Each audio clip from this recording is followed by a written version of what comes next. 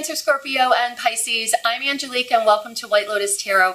Also, welcome to Elemental Love. This is a focused love and relationship reading and coaching for the week of Monday, September 28th, 2015.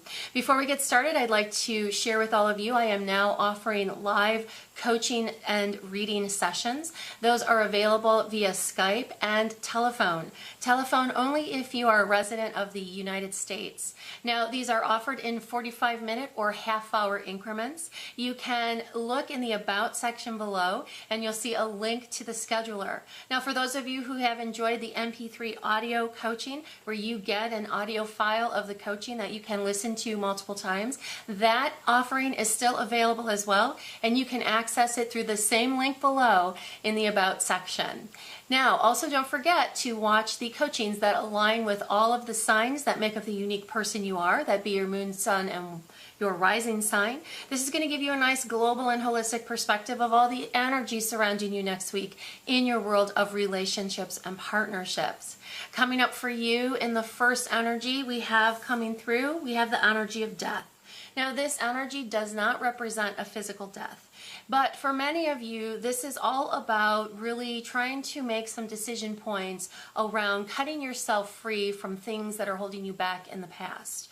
Now remember, relationships can be in the world of romance, can be in the world of friendship and family, can be in the world of work and business. So you find yourself moving into next week really doing some deep thinking and contemplation about making some difficult decisions and choices in your world with respect to relationships, partnerships, perhaps residences that you are at, so moving homes or moving jobs or moving locations. And you're starting to really think about what you need to do in order to cut yourself free from the past in order to move forward to the future. Hitting a challenge though, and part of that challenge is Nine of Swords.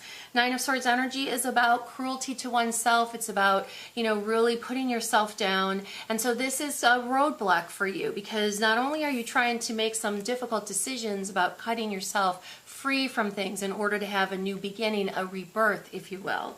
You are blocking yourself here with this energy of the Nine of Swords.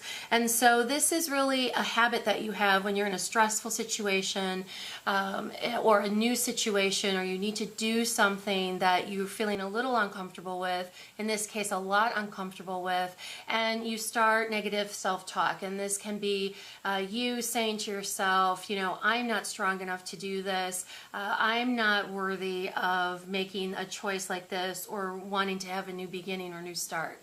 This energy of the Nine of Swords is bringing through the message of guidance to you that this is not your own thought. This loop that you play, this really was something that you have taken on and owned as your own. But in your past history, you have been around people who you really relied on to help boost you up, to help hold you up. And instead, they talked down to you. They really made you feel that you weren't worthy. And so you have incorporated that negative talk as your own, but it's not your own. Now, I pulled another energy to give us a little bit more information around where that Nine of Swords energy is surfacing in relation to the death energy we just talked about, and the Five of Cups came up. So this is definitely a partnership or relationship here. This Five of Cups represents that is not meeting your expectations, is leaving you feeling some disappointment, for some of you some heartbreak, and I'm feeling that this Nine of Swords energy, this negative self-talk, is coming from this partnership or relationship. So if it's in the world of romance, you might have a romantic partner who is really not holding you up the way they should be. They're really pulling you down or dragging you down, and this is where you're making this decision point to finally move away from it. Also, if this is in the world of friends or family, you might have people that are really making you feel badly about yourself, and you recognize that, and you recognize it's not healthy, and so you're making a decision around that. Also, in the world of work or business, again, you could be in a toxic work environment where also people are making you feel not worthy of working there, or feeling that you don't, cut the mustard, if you will. I don't know why that came through, but for some of you out there, that might mean something.